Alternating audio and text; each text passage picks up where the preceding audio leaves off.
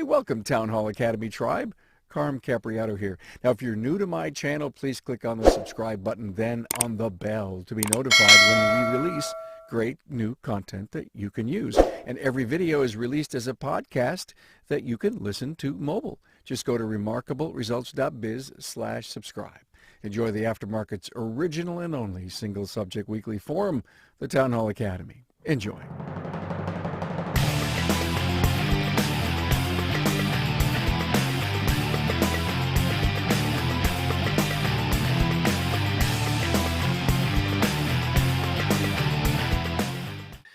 With me is Bill Thompson, CEO of IMR Inc, automotiveresearch.com. Hello, Bill. Hello, Carm. How are you? I'm hardly hearing you much, Bill. It would be great if you got as close to that mic as possible. Thank you so much. And you're welcome. Now I can hardly see your face. Only your nose and mouth. There you go. Thank you so much. And Brett Beachler. Hello, Brett. How are you? Hi, Carm. I'm fantastic. How about yourself? All right. And again, very, very low voice there. If you could, give us a little bit of power when you are up and on, it would be great. Beachler's Vehicle Care and Repair, Peoria, Illinois. We have another guest who's invited. That would be Craig Noel, but Craig is dealing with some terrible, terrible fires up in his area of Oregon. And we, of course, he shouldn't be here. He should be doing what he needs to do to protect his people, his business, and his community. Hey, look at I want to thank the sponsors who have been so incredibly supportive that bring you the Town Hall Academy. Shopware contactless service, as we all know, is key to keeping your bays full while remaining 6 feet apart. Shopware is completely, say that 5 times fast. Digital workflow will wow your customers and keep profits up. Tara from Topol Service Center commented recently, hey, thank God for this amazing cloud-based software during this difficult time. She can't imagine life without it right now. And I'd like you to consider getting a demo. Spend some time, figure it out at getshopware.com. And also to our great friends at Shop Marketing Pros, have you realized that your marketing looks exactly the same as the shop down the road? That's not a good thing. Your shop is different and it deserves marketing that is as unique as your shop is. Let Shop Marketing Pros show your community how different you are. Go to shopmarketingpros.com on the web. Hey, so here we are ready to talk about some really important things. And by the way, I got to thank Bill. He was on a Carmcast with me a while back, and we use his surveys a lot on our show called aftermarketweekly.com, and that's the Tuesday show that's live. Of course, it's repurposed again, and you can watch all 18 previous weeks worth of episodes. And Bill, thank you so much for all the great things you're doing, because I think it's enlightening to shock ourselves into knowing, what not only shops are saying, but what consumers are saying about our wonderful industry. So thank you for that. Absolutely.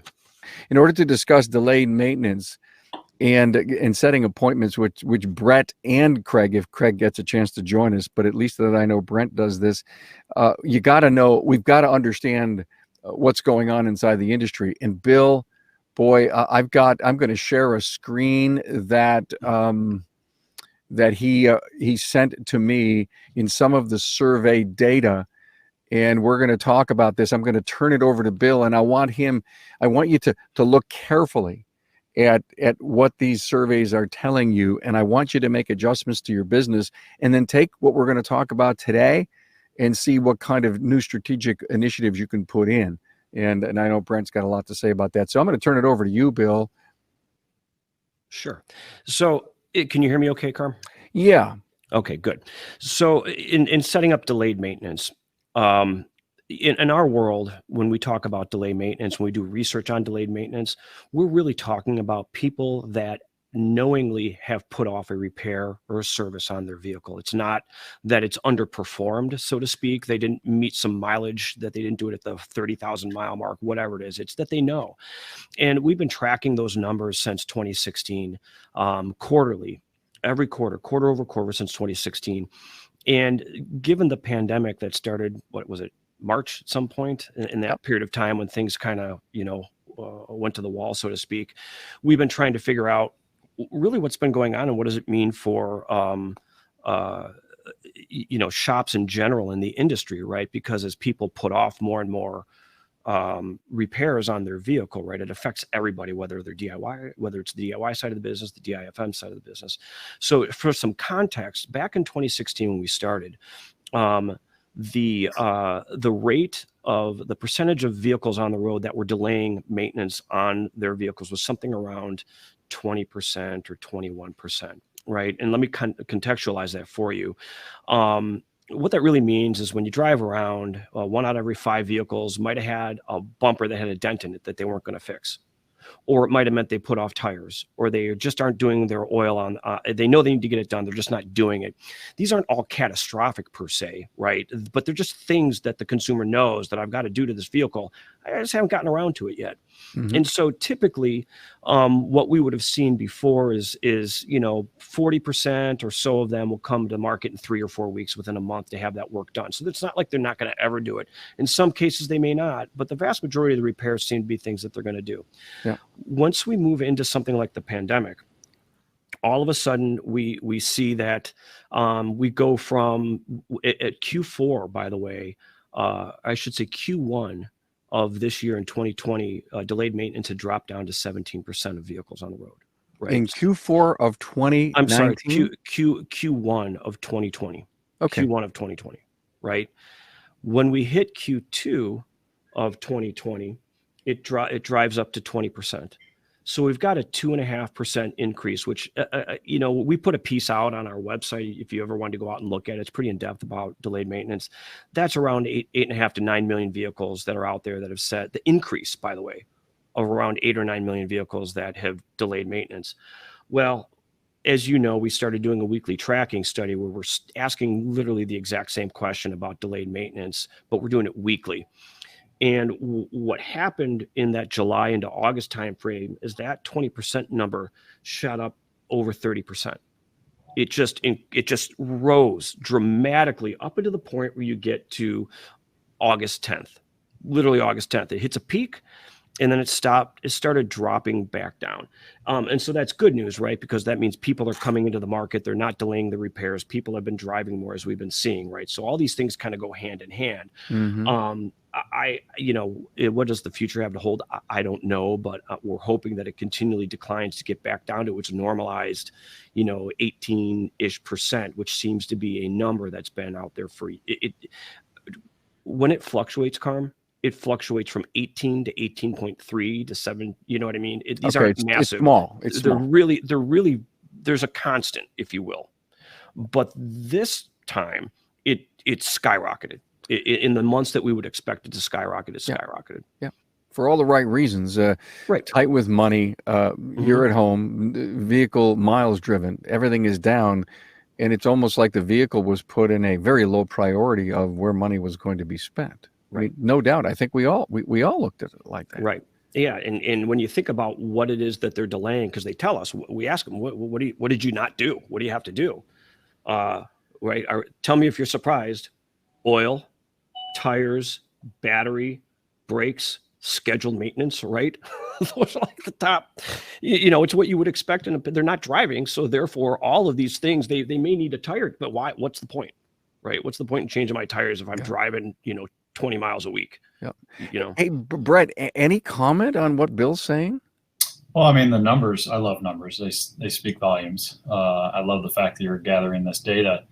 But you're right. The numbers speak volumes, but I can't help but it needs to be a persistent progression all the time with our advisors is they've got to be in education mode. And I explain this to my guys all the time. You can't just sit there and say, hey, your car needs spark plug, blah, blah, blah, blah, blah. People don't care. It's like the book I read years ago by Simon Sinek. We're really good at business owners as telling people what we do and how we do it. Oh, that makes us feel good as technicians and advisors. And, but the bottom line is the customer, that's their secondary concern. They want to know, why am I spending my money? Why am I investing my money to do this type of stuff? So, I mean, it's wonderful to have. I love stats. I'm a stat guy. I'm right with you, Bill. But if our team is not putting this rubber to the road on a daily basis, it will fall flat on its face. flat on its face. And I can't emphasize that anymore. You know, all the big trainers out there, the guys you bring on, will say this till they're blue in the face. If our front counter is not educating, it doesn't matter what our techs do, what the estimators do, doesn't matter at all. If we're not doing that, we'll lose. Well, you're perfectly placed in this panel, Brett. Bill loves numbers. He gives them to you. You look at them and you love them too, but you do something with them. And frankly, that's got to be the message that we dig into today, is what do we do with the numbers in the face of the consumer? Now, Bill, I'd love to go back and show some of the results from that slide, and let me get that going here. What quadrant can we start talking about now? And I'll zoom in. Yeah, let's go top left. Top left? Okay, let's do that. For 100, Alex. I love it. Here you go. Couldn't help myself. Can you scroll out a little bit so we can see to the right a hair? Got it. There you go. There you go. Okay. So, you know, when we started doing this weekly vehicle maintenance monitor, because that's where this data comes from, every single week we go out and we ask a series of questions, and these questions revolve around some pretty important topics. We started to be weekly because even though we have quarterly tracking studies, our customers were, you know, things were changing so dramatically week over week over week that we wanted to put something together that was more directive and more quick, if you will, as things change. You know, that study, by the way, talks about what people are having done to their vehicle, what they're delaying. And then we get into attitudinal statements, right? Like this. And one of the things we wanted to ask was, you know, how pervasive are people really looking at reviews for vehicle repair shops, right? And does it really matter? And, you know, this is one of those things where I personally thought that it would be pretty static over time. And there's two things, in my opinion, that are happening here with this slide, one of which you can't see that we have data on, which is, number one, people are actually looking at reviews. What we can't say is whether or not prior to the pandemic, if they were looking at reviews. I'm guessing that they were, but we're measuring it now. And what you notice over the course of the last 7 or 8 weeks is that it's kind of jumped up to the point where it started at 20, you know.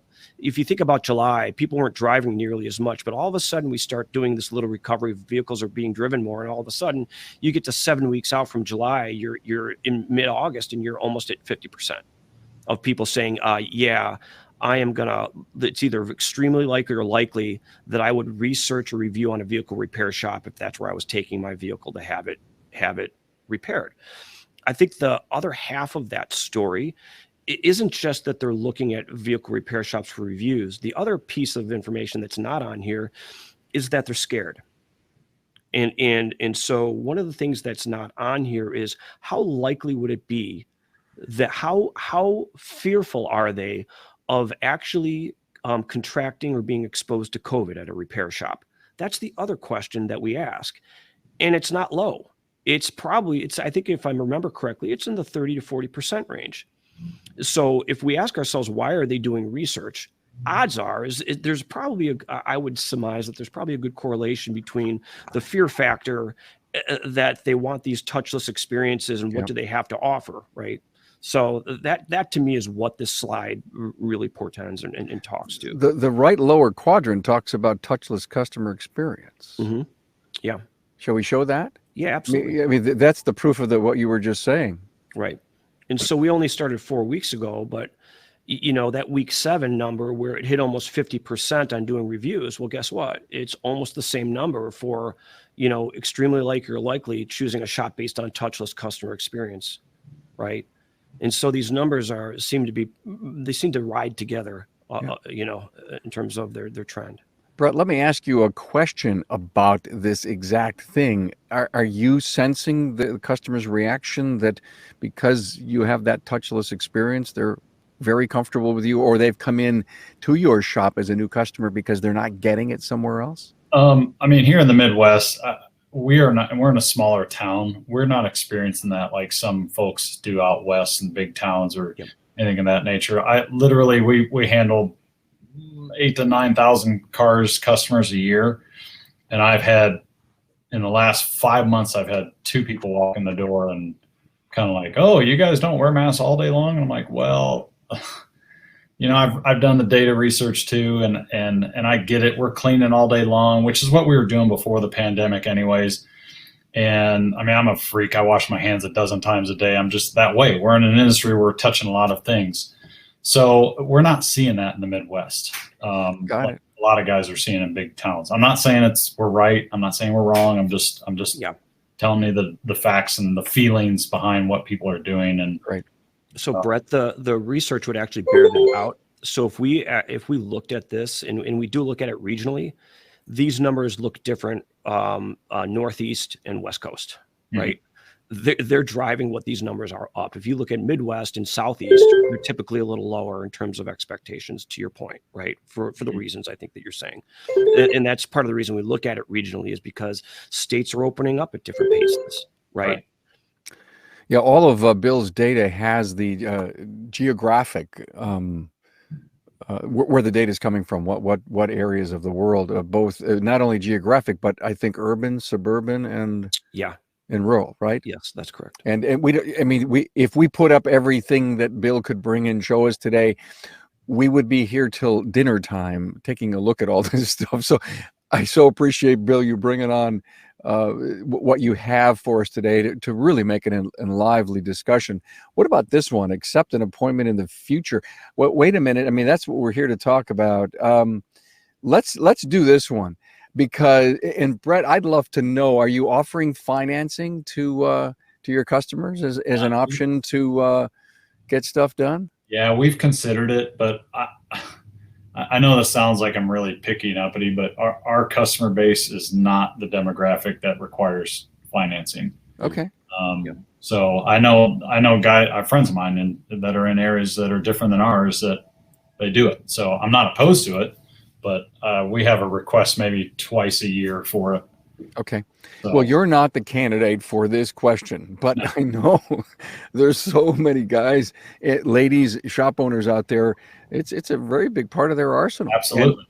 And to see this information, Bill, proving, and here's what I find out: they've got financing, but they're not using it as often. And the consumer is saying, "Yeah, it may make me help with a decision." You're right. And I think, at this particular point in time, for this particular year, what we're going through, what'll be interesting just to see how that changes with consumer confidence, right? I always mentally go back to how confident are consumers in terms of, how they're feeling about the economy, or how they, or job, whether they have a job, and those kinds of things. To Brett's point, his customer may not be that customer, but there are certainly other places that have a more profound effect on, whether it's employment or not. It'll be interesting to see how this changes over time. I had no idea what to expect. I didn't know if this would be 15%, because you always think somebody's going to want it. But to see it at a third to 40% or so of the folks saying, yeah, I would actually take advantage of it if I had a really costly repair, I think is a fascinating thing. And that was one of, I'm going to take this off the screen for just one moment, and let's have a small discussion. As I was thinking about today's episode, guys, I wrote these random thoughts, and I'm not sure that we're going to cover them all, but I think it's good to toss these thoughts out so that people can see the potential value of this episode, and if we do or we don't cover them. But I wrote down miles driven. We talked about that. I wrote down COVID. We talked about that in the telecommute. Talked about road trips and how some people a few months back says, summertime, we at least got to get out and do something. So road trips, I think, helped many of the independents do well. Another really crazy thought today that I had was, there was an economic crash in, I think, the late 80s. And if you were a financial person, either you became the best at what you were doing and you toughed it out, or you closed. And I look at what COVID has possibly done to some people in our industry that weren't 100% prepared with the right software. DVI hadn't kept up. I think we're going to maybe ultimately see that our industry reel from that. I wrote down DVI. I wrote down critical scheduling. I wrote down loaners. And when I think of finance as an option, I think loaners is also another option. Brett, do you use loaners? We have them, but we're actually minimizing the loaner fleet. I think loaners are an absolute, but you have to be in it in the big game. You got to have a fleet of them, or not be in them at all. We utilize Uber every day, and it's super efficient. We're located centrally in town, and I usually have an Uber here within 3 to 7 minutes, and it effectively gets our customers where they need to go. I love it. I got the idea from our elite group. We had a couple guys that did it, and I'm like, let's give this a try in our small town of Peoria, which is 110,000 people. Absolute effective. So we're kind of going away from the loaner fleet, and just whatever it takes, we just give people rides, and I shouldn't say we don't care what it costs, but we also are cognitive of that. But at the same time, most of the time in our town, it's $6 to $15 to get somebody somewhere, and and I think our monthly budget's about $650 a month on Uber. So take that versus having maintaining all those vehicles. Fleet cars around. It's a big savings. Yep. I had a chance to talk to some shop owners yesterday at one of our first face-to-faces in Buffalo, and the whole topic was about loaner cars. So interesting. Hey, listen, I want to come back to that fourth survey, Bill, but in the meantime, I want to give a shout out again to my two great supporters of the show. Have you realized that your marketing looks just exactly like the same shop down the road? Well, your shop is different, and it deserves marketing that is as unique as your shop is. So let Shop Marketing Pros show your community how different you are. Go on the web at shopmarketingpros.com. And, of course, Shopware. What a great, great supporter. Now, more than ever, you're focused on bringing cars through your bays safely and efficiently. We're talking about that. Shopware's shop management system offers a completely contactless workflow. Your customers can review, approve, and even pay for the repairs right from their smartphone. Request a demo on the web at getshopware.com. Thanks, guys. Bill, let me throw up that slide here on choose a repair shop that offers a touchless. No, which one was it that we were going to hit? This one. This is the guy right here. This is what we're here to talk about. Again, you and I, Carm, had this conversation about, where do consumers sit on this? And your comments before were really interesting because, we don't sometimes think about the things that, Brett might think about or you might think about in the context of the industry. We actually need the feedback. So this was a very prescient question, which was, will a consumer accept an appointment for a future visit? Kind of like a dentist appointment, right? Or a haircut or something along that line, which is how you'd put it before. Yep. And again, no expectations on my part, but 60% of the people actually are either extremely likely or likely to take advantage of that appointment, which is, to me, I don't, even as a consumer myself of a vehicle, I would never have even thought of doing it, right? It just would have never crossed my mind. I just think it's a really interesting number. I'm kind of curious on your thoughts and Brett's thought on this, because I don't have any context other than to say a fair amount of people said, yeah, absolutely. It would be something that I would take advantage of. Well, I would say to me, that's encouraging. To explain our system, and Carm knows this, we've been doing what we call future follow-up calls for about 7 years. I partnered with a gentleman out of Phoenix, Arizona. And so every Tuesday, my advisors have what we call in the industry, I used to work in the corporate world, it's called a pre-qualified list of customers that you ask permission to call. And I'll back up to that point. You ask permission to call in the future to go, hey, can I schedule you in? We've been doing that for about 7 years. Our customers are groomed for that. But the key is it goes back to that final close sale. And I view this final close sale is one of the most important points of our customer touch point system. Okay, so we have 8 different points that we touch our customers. And if that advisor, and I go back to my original statement, if that advisor is not educating and explaining why we're doing things, knowing that we want to get 250,000 miles out of cars. I love pithy questions that come out to customers. One of our favorite lines is, what's your long game of your car? What do you want to do with this? So you start extracting information from people, get them conversational about the car, and stretching their mind. I think that's a huge thing in our industry, is we forget in the service industry that you and I can get our cars to 250,000 miles. The average consumer doesn't think that way. And so I've done the model. Carmen and I did a whole show on that spreadsheet that I did. I've shared it around the country. I can't tell you how many times, where I explain to people, this is what happens when you buy a new car versus buying a used car, keeping it 250,000 miles for its life. So if your advisors are not educating that almost on a daily basis with every customer, they're going to lose. They're going to lose those sales. And our next step is to be able to do what you're saying, Bill, and that's to schedule the appointment in, rather than asking permission and saying, hey, do you mind if I call you the week of December 13th and we'll talk about scheduling this in. Our next step is to go, hey, I'm going to book you in. What's your favorite day of the week to bring the car in? I'm going to book you in on Thursday, whatever Thursday is in December.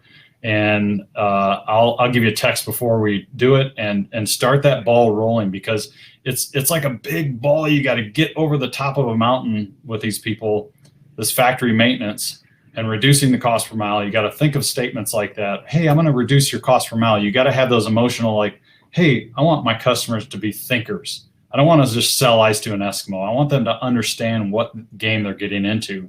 And if I can have somebody do maintenance on a car on 10 cents on a dollar versus going out and signing up for a $486 car payment all day long, I'm going to be their friend. I'm going to be their advocate. I'm going to be their partner. And that's what I think we have to convince our advisors to do on a daily basis, is become educators and not think of themselves as salesmen. Does that make sense? Yeah, it's a really fascinating comment too, because I really like the every consumer has a story about their car. Because as soon as you said it, I thought about the car I drive. I'm like, yeah, it's paid off and I'm driving it into the ground. That's what I want to get out of that car. Absolutely. Somebody else may have a different story around it, which I think is really fascinating from a sales perspective, if you will, to get them talking. But the other thing that you said that I don't know that I even looked at this number was it from a sales perspective. You know, it's not a cold lead, it's a warm lead. And not only is it a warm lead, it's 50% of the people might actually you might win 50% of the time is what that number means, which is fascinating. It's really interesting. I like the take of, Carmen and I have talked about this before, but I like the take of the knee-jerk statement that people make, and they go, I'm just going to go out and trade my car in. And I don't think we realize how much energy that one statement takes. So I'm going to go out and trade my car in. Let's analyze that. So they're going to go spend hours and hours on the computer researching a car, going to the used car facility, kicking the tires, the whole ball of wax. And then they're going to come back to my business and go, hey, Brett, I'm going to spend $100 with you to do a pre-purchase inspection on that car. Cool. They're going to deliver the car, whatever the case may be. So then you go through 3 or 4 cars that they're doing pre-purchase inspection on, and then they go out and they sign up for tax, title, and license fees. So I tell customers, I'm like, hey, how much energy and time and money does that take for you to go out and say, I'm just going to go out and trade the car in? And they 9 times out of 10, they're usually going, gosh, I never thought about that stuff. And that's our job, is to help people think about stuff they don't think of, right? It's the same thing when we go buy a house. I don't want to go out and buy a house every 5 years. I think it's enormously expensive to do that. But if I were to go out and buy a house, I want that person to lead me and guide me through that process. And that's what our advisors are. They're leading people through that process of turning over all the rocks to go, what do I want to do? I want to go trade my car in. Well, do you know you lose $1,500 on a trade? And everybody I talk to goes, I didn't know that. And I go, well, if you got a car that's worth $5,000 to Carm, if I sell it to Carm straight on, you go to the dealership and they're going to give you $3,500. That's the average loss. And they're like, are you serious? And I'm like, well, they're taking the whole sales process off your hands. They should be able to deduct that amount of money, but just know that going into it, you're going to lose $1,500 value on that car right off the top of the bat. So I just think people need to embrace this type of information, and your advisors are going to be much more effective at what they do every day. Brett, are people embracing the math when you help them with it? Oh my goodness. Absolutely. I love it too. Cause I'm a numbers guy and I'm like, hey, just look at the math.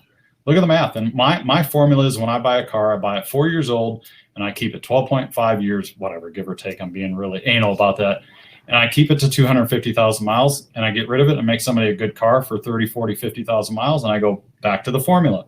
The average new car loses 30% of its value in the first year. The average new car loses 60% of its value in 4 years. I want somebody else to take that hit. And generally speaking, our customer base is the type of customer base that I want them to understand. Let somebody else take the 60% depreciation hit. As Dave Ramsey says, the only people who should be buying new cars are people with $1 million net worth or more who can absorb that type of loss on a car. Now, whether or not people on this podcast go out and buy new cars every 4 years, it's none of my business, but it's my job to educate you to go, hey, do you know what kind of depreciation you're bleeding every year on that car you go out and buy? It's a piece of equipment that gets us from point A to point B. Yes, we want it safe. Yes, we want it reliable, but also at the same time, you got to play the long game in these cars. So I'm sold. I mean, just sign me up. I want an appointment every 6 months, positively every Tuesday afternoon, every 6 months. If we do it with the doctors and we set our appointments for our yearly physical and anything else, is of course the doctor's the expert, like the consultant, the service advisor, asking us those right kind of questions. Why not, when you get your hair cut, because I got back to cutting hair. I don't know if you did yet, Bill or Brett, but when I got back to cutting hair, she says, so how long you going, Carm? 3 weeks or 4 weeks? What mood are you in? You know, your hair grows longer in the summer, and it's this sale process. You can't get out of the hair salon unless you book an appointment. Mm-hmm. And I do want to talk about that, but you know how much I love the Breaks for Breast program. Annie and I had a personal experience last year. Let me get this right. I just wanted to share with everybody that my great friends, Leanne and Laura, sent me my own shirt, my own cup koozie. Isn't that cool? And of course, some of the great companies that are supporting Breaks for Breasts.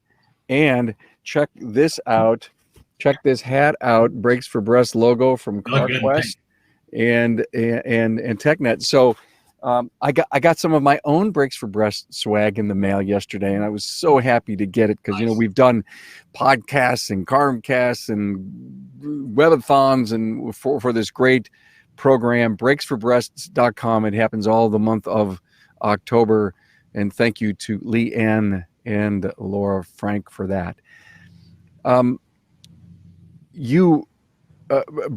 Is anything that Brett said, Bill, surprise you? And I know you talk to service professionals all over the country, but was any of his passion, did it light a fire under you? And you may say, hey, let's add a different question to our surveys. Well, I would probably take a different tact in. Yes, I will say what it does get me thinking about is because, right, Brett, you're a numbers guy, and so am I. So when you say that, we go out and we talk to 500 shops every month, and part of me wonders if we should measure their capability or willingness or any attitudinal statements from other shops around the U.S.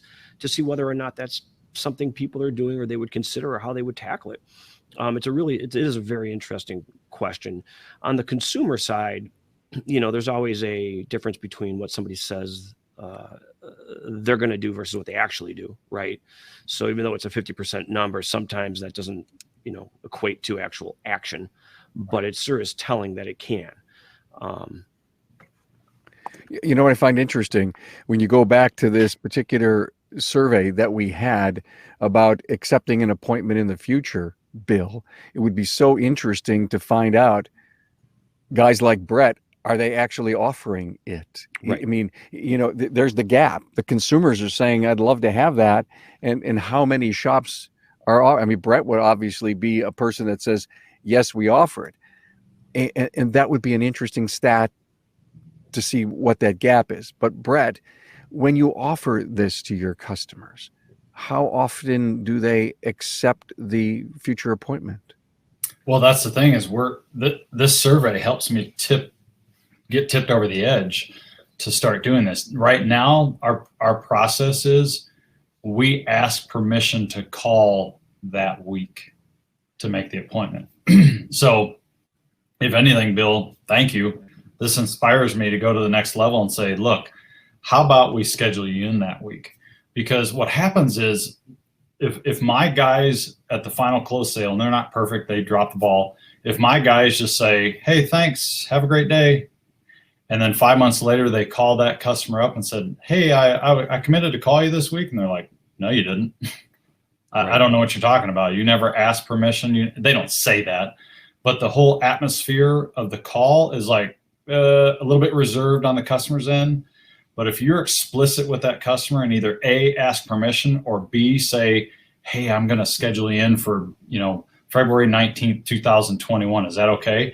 And to me, I look at this stuff, it's like when we get into cold water, right? This is what people do with our businesses too. When I get into cold water, I don't jump in. I don't have a lot of excess stuff on my body. So it shocks the heck out of me. So when I get into cold water, I go one toe at a time, and then I get my foot in, and then I start sliding in. And I really believe from the psychology of how customers work, that's how they come into our businesses, because they're coming alongside us, and then they eke a little bit more toward us, and then they eke a little bit more toward us, and I'm getting the trust.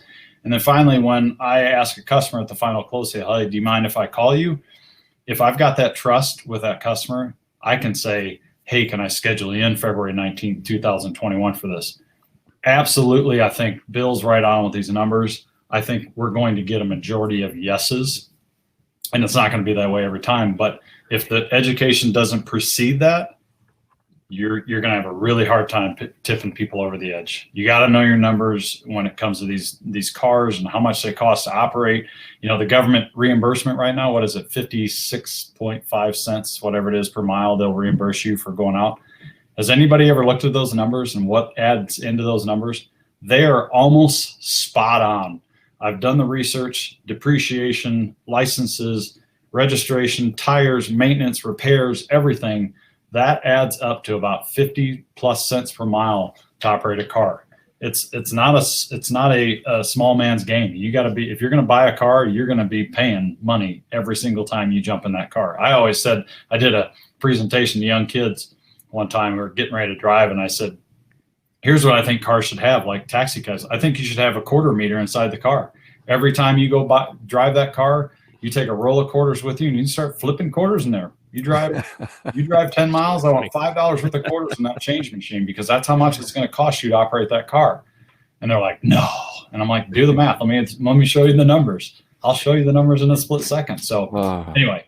Good story. Hey, listen, I want to take one final break and come back and talk about a thought that I have on my mind.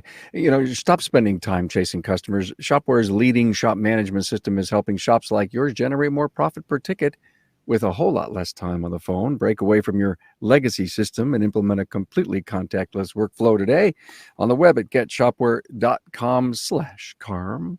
And are you tired of your cookie cutter website? Is it bringing you new clients? Well, let our friends at Shop Marketing Pros create a website that's as unique as your shop on the web at shopmarketingpros.com. Okay, so I have this unbelievable dentist who not only doesn't let me leave without a cleaning appointment twice a year, but the way they communicate with me is off the charts. If it's not email, it's texting. Of course, I select the approval thing. And, I say, it's in my calendar. I get that. But you know what I need? I need the kick in the butt with the text to help remind me. What part of our industry don't we get that part? So, Brett, if you say listen, I'll call you the week of December, whatever.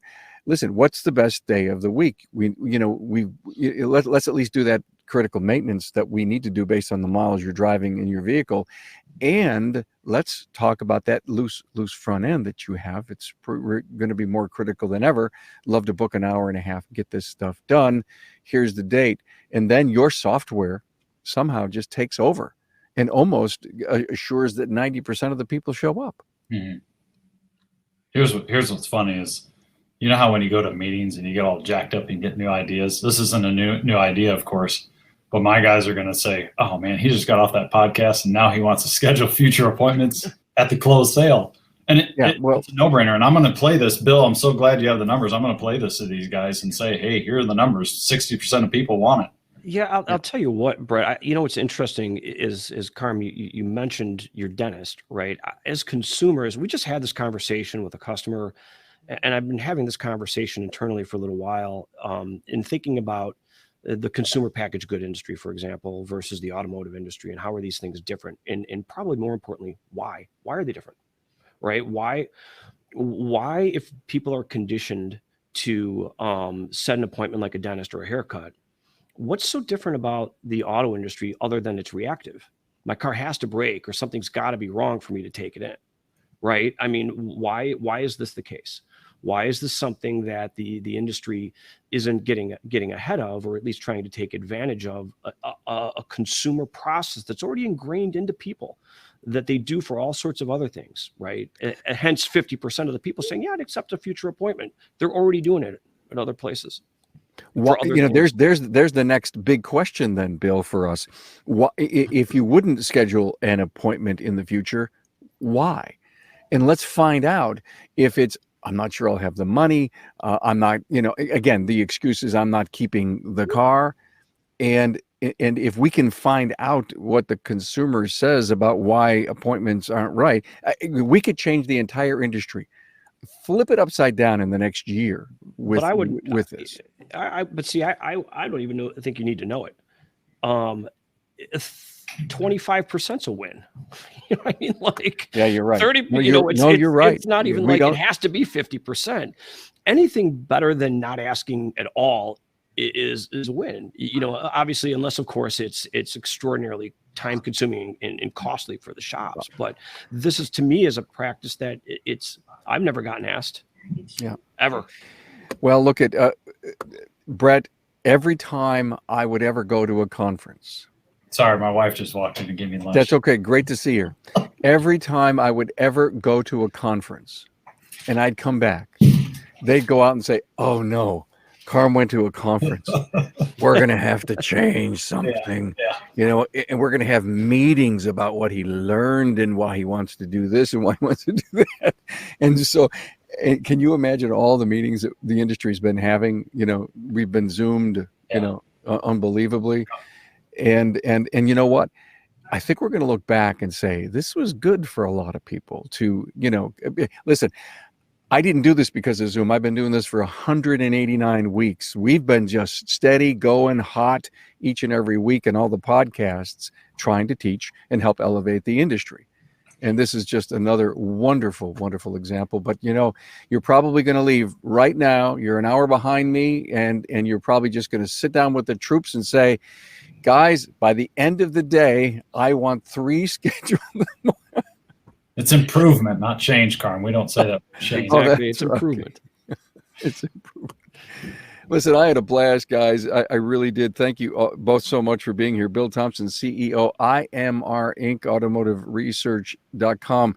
You'll continue to see a whole bunch of surveys on my weekly aftermarketweekly.com show. As long as Bill keeps sending them to me, I'll be showing them. And Brett Beachler from Beachler's Vehicle Care and Repair, Peoria, Illinois, and a great contributor to the podcast. Guys, have a wonderful weekend as we wind down summer here in the U.S.